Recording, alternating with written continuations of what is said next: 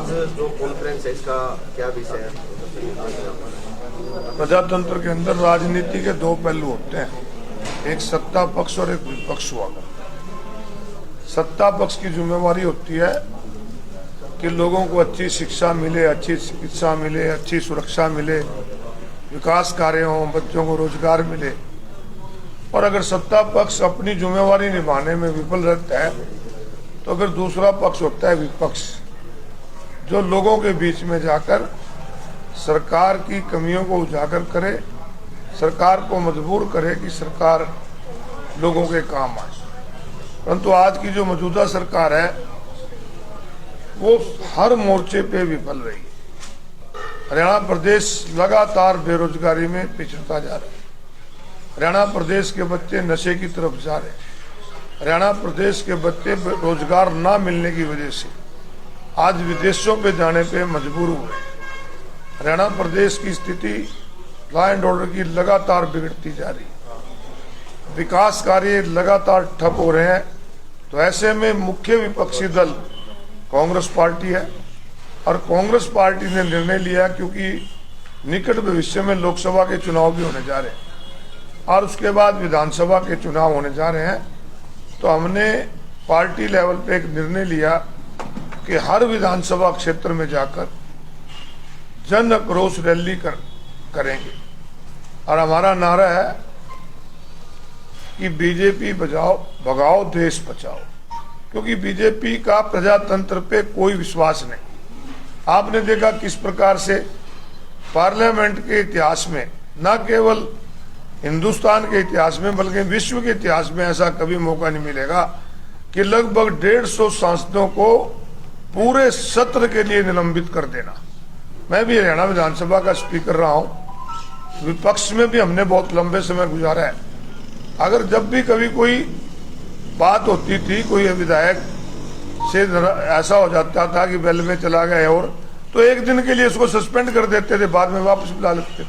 परंतु पूरे सत्र के लिए 150 के लगभग पार्लियामेंट के मेंबर को निलंबित करना, ये पूरी तरह प्रजातंत्र की हत्या है।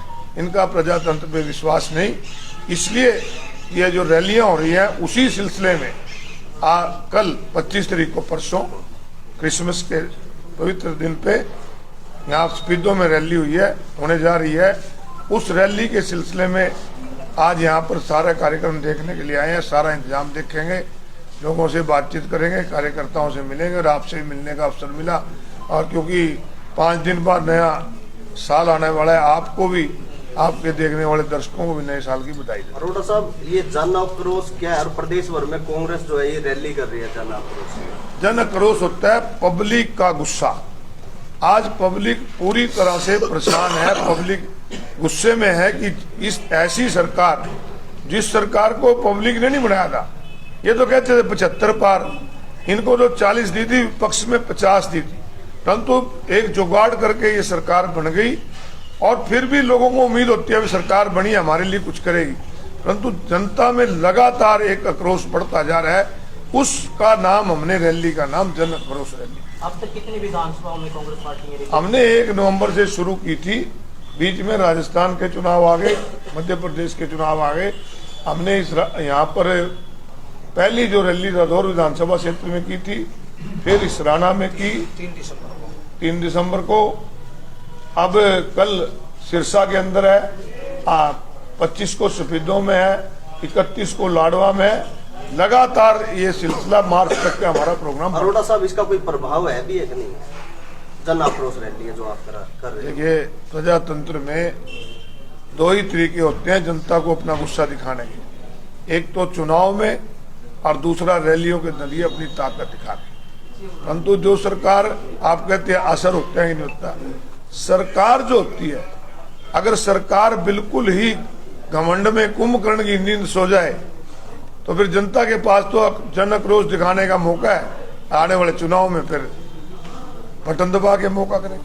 चुनाव नजदीक है, तो क्या कांग्रेस के मुद्दे प्रदेश को लेकर रहने वाले, किन मुद्दों को लेकर आपने चुनावी रणनीति बनाई?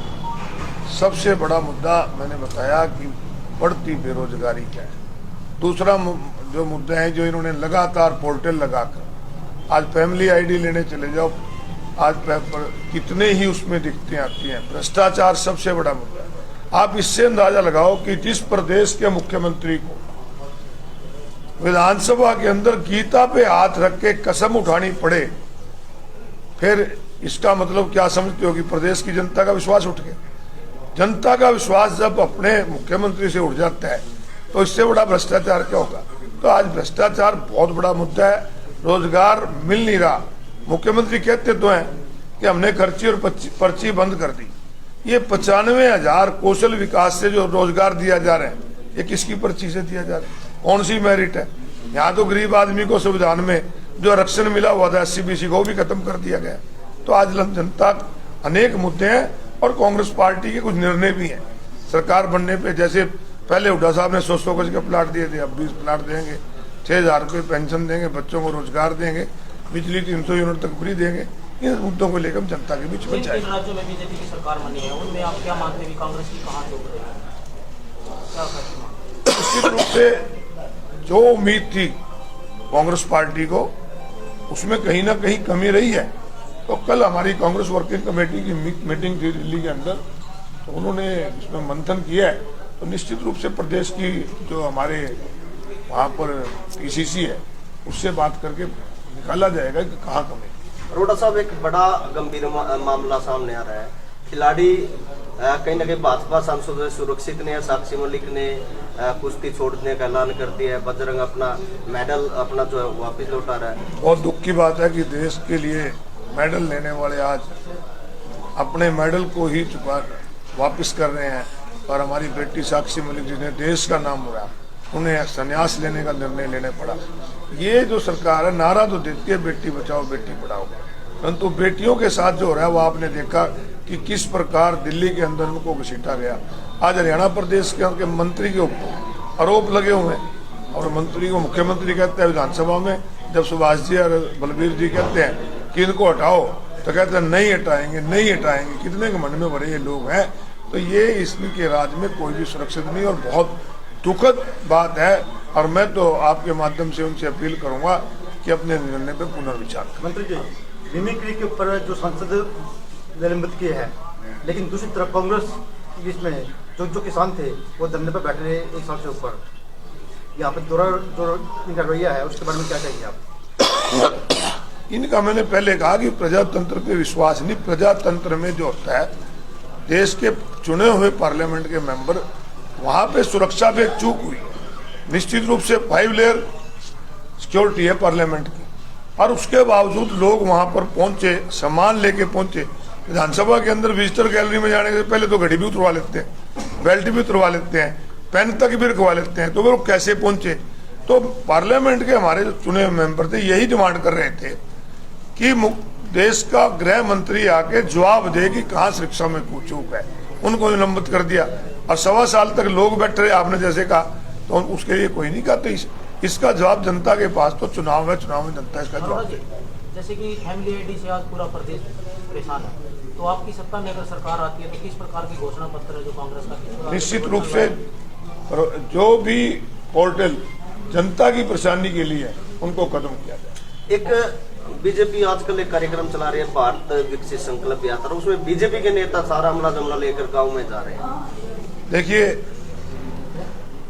पहली बार है कि किसी पार्टी के प्रोग्राम के अंदर सारा सरकार का खर्चा आ रहा। प्रोग्राम सरकार का नहीं, भाजपा। बकायदा चीफ सेक्रेटरी का लेटर है कि सरकारी खर्चा जितना भी हो सरकार खर्चे। विकसित भारत यात्रा लेके तो बीजेपी का जिला प्रधान जा रहा है, इनके पदाधिकारी जा रहे हैं और पैसा खर्च हो रहा है सरकार का। ये आप इससे अंदाजा लगा लो कि किस प्रकार से प्रजातंत्र का हनन किया जा रहा है। पार्टी के प्रोग्राम पे पैसा सरकार का, और दूसरा नाम दिया है विकसित भारत यात्रा।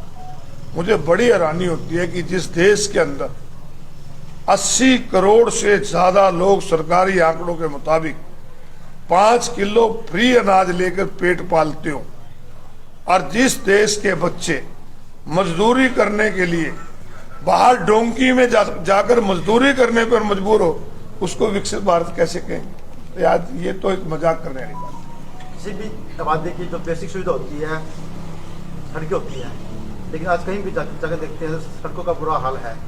और जगह जगह पर जो नाके लगा दिए हैं, टोल नाके लगा दिए हैं, उसके बारे में क्या कहेंगे आप?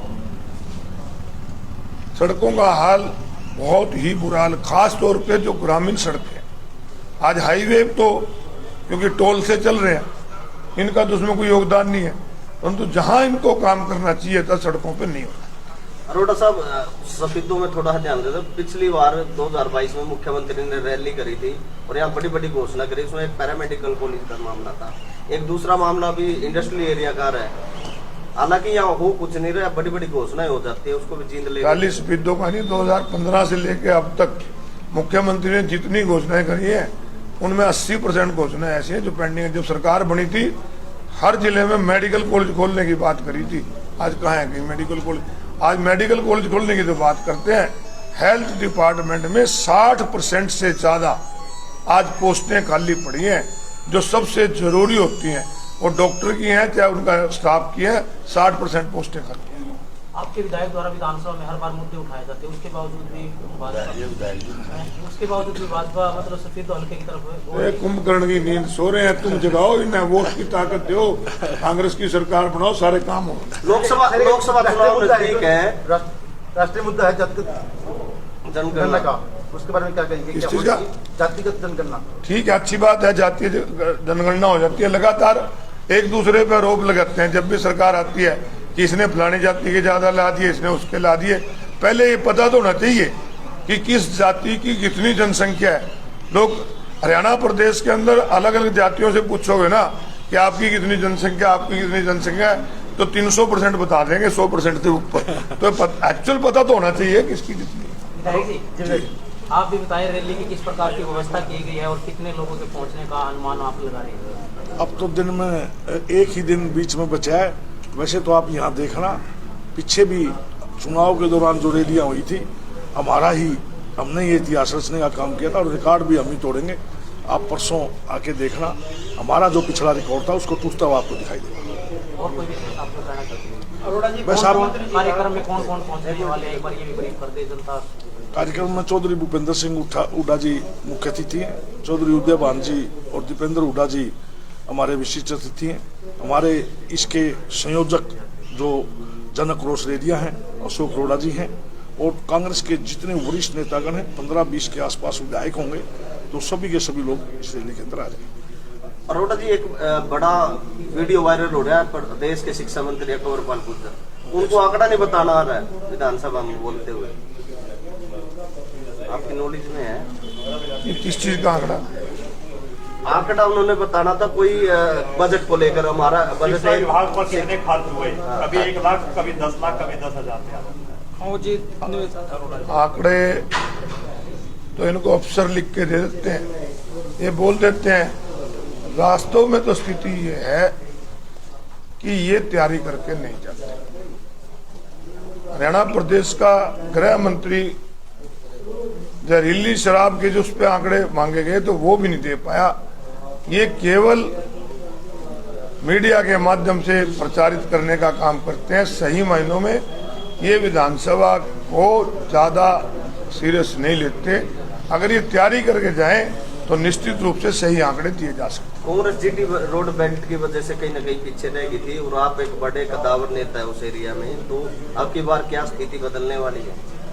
मैं तो देखो कभी एक छोटे से हरियाणा को बांटता नहीं, मेरे लिए तो एक छोटा हरियाणा है, सबका हरियाणा है। बाकी जिस बेल्ट की आप बात करते हो पहले भी काफी अच्छे रिजल्ट थे और इस बार तो लगता है कि सारी की सारी सीटें कांग्रेस पार्टी की। बहुत धन्यवाद। आपके बीच में देरी से है उसके लिए क्षमा।